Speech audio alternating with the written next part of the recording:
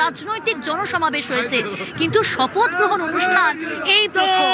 স্বাধীনতার পর শুভেন্দু অধিকারীর হাত ধরে এই বাংলায় কিন্তু আমরা দেখলাম সেই জয়, অর্থাৎ বাংলায় বিজেপি জয়ের কাণ্ডারি হলেন শুভেন্দু অধিকারী। তাকে সর্বসম্মতিক্রমে মুখ্যমন্ত্রী করা হচ্ছে শুভেন্দু অধিকারীকে, এবং সেই জায়গা থেকে আজকে মুখ্যমন্ত্রী শুভেন্দু অধিকারীর এই লড়াইটা কিন্তু সহজ ছিল না, যথেষ্ট কঠিন চ্যালেঞ্জের মধ্যে তাকে পড়তে হয়েছে। দুবার আমরা দেখেছি যে মমতা বন্দ্যোপাধ্যায়কে হারিয়েছেন তিনি, একবার নন্দীগ্রাম 2021, 2026 ভবানীপুর।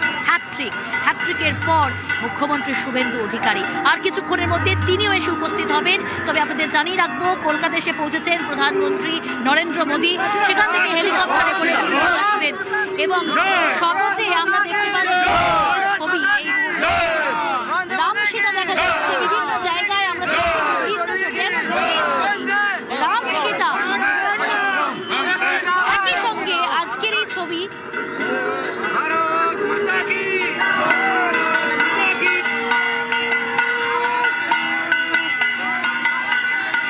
সাজার পরিকল্পনা কতদিন ধরে করেছেন? বহুত দিন থেকে।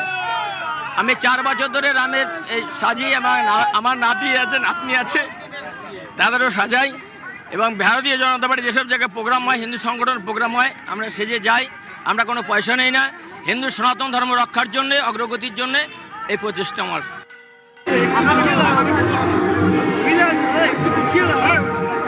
ডক্টর শ্যামাপ্রসাদ মুখোপাধ্যায়ের মাটিতে আজ গেরুয়া ঝড়। আজ এই মুহূর্তে ব্রিগেড প্যারেড গ্রাউন্ড, আজ এখানেই এসে উপস্থিত হবেন কিছুক্ষণের মধ্যেই প্রধানমন্ত্রী নরেন্দ্র মোদী, থাকবেন কেন্দ্রীয় স্বরাষ্ট্রমন্ত্রী অমিত শাহ, থাকবেন অন্যান্য রাজ্যের মুখ্যমন্ত্রীরা। নিরাপত্তা নৌসাটো করা হয়েছে, বিজেপি কর্মী সমর্থকেরা তারা এসেছেন দূর দূরান্ত থেকে। এবং একই সঙ্গে জানিয়ে রাখতে হয় যে তারা প্রত্যেকে বলছেন যে এই লড়াইটা কিন্তু যথেষ্ট কঠিন ছিল। এতদিন পর তারা এই লড়াই পেয়েছে, এতগুলো বছর পর তাদের এই লড়াই। স্বাধীনতার পর বঙ্গেই প্রথম বিজেপি, আর বিজেপির প্রথম বাংলার মুখ্যমন্ত্রী হচ্ছেন শুভেন্দু অধিকারী। নিঃসন্দেহে আজকের দিনটা কিন্তু অত্যন্ত গুরুত্বপূর্ণ। বিভিন্ন